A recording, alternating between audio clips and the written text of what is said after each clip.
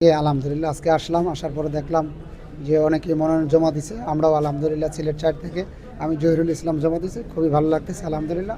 এবং আমি এটার আশাবাদী ইনশাল্লাহ সিলেট ৪ আমাদের মধ্যে আসবে। হ্যাঁ আলহামদুলিল্লাহ, পরিবেশ তো খুবই ভালো, আমার এই এলাকাতে যথেষ্ট পরিবেশ ভালো। আমি কাউকে কোনোভাবে দেখছি না, যদি বলেন কেন তাহলে আমি এটুকু বলবো, যেহেতু সিলেট ৪ হচ্ছে শ্রমিক বান্ধব এরিয়া, সেক্ষেত্রে আমি শ্রমিক পরিবারের ছেলে, সেক্ষেত্রে আমার শ্রমিকের প্রতি একটা ভালোবাসা দরদ আছে।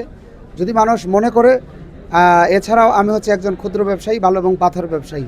সেক্ষেত্রে সিলেট ৪টা হচ্ছে খনিজ সম্পদে ভরপুর এবং বৈধ উপায়ে যদি যে জায়গাগুলো আছে সেখান থেকে পাথর বালু উত্তোলন করে, যেহেতু আমি এটার সাথে সংযোগ আছে, ইনশাল্লাহ আশা করি ইনশাল্লাহ যদি ব্যবসায়ী এবং শ্রমিক বান্ধব মানুষ যারা আছে, দুইটা পক্ষের মধ্যে আমি ভালো কাজ করতে পারবো।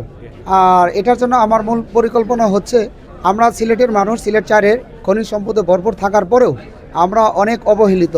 কারণ আমি গোয়েনঘাট এবং জৈন্তপুর উপজেলা স্বাস্থ্য কমপ্লেক্স ভিজিট করছি, এখানে দেখছি মাত্র ৩ জন করে ডক্টর, লোক হচ্ছে যেখানে ৬ থেকে ৮ লাখ, এখানে মাত্র ৩ থেকে ৬ জন ডক্টর, দুইটা মিলাইয়া।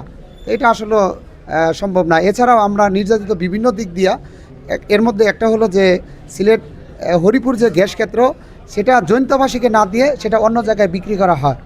আমরা এটা যদি আমাদের আল্লাহ সহযোগিতা করে এবং আমরা যদি সফল হইতে পারি, এই বিষয়গুলো আমরা দেখব। এছাড়াও দেখব বিভিন্ন কর্মসংস্থানের বিষয়টা। সিলেট ৪-এর মধ্যে কোনো জায়গায় মেল ফ্যাক্টরি ইন্ডাস্ট্রি নাই, জৈন্তা গোয়েনঘাট কোম্পানিগঞ্জের মধ্যেও নাই।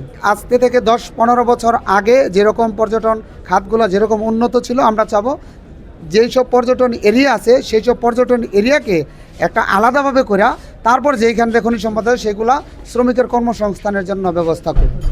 আমি গোয়েনঘাটের বিভিন্ন এরিয়া, জৈন্তার বিভিন্ন এরিয়া, কোম্পানিগঞ্জের বিভিন্ন এরিয়া পর্যবেক্ষণ করছি এবং সেইগুলার যে রুটঘাটের অবস্থা সেগুলো আমি বিভিন্ন জায়গায় টোকেন করে নিয়ে আসছি।